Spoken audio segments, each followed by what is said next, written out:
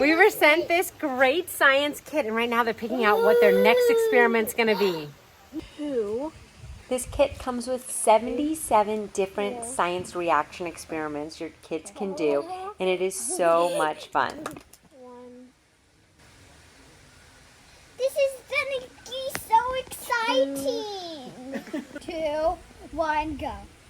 Whoa. Whoa! That's cool. Turns out orange. That's pretty cool. Why do you think it did that? When it says when white vinegar meets baking soda, they will produce carbon dioxide gas. Gas. This is a great kit to foster a love of science at any age, and even the adults can get in on the fun. Are you seeing this tornado?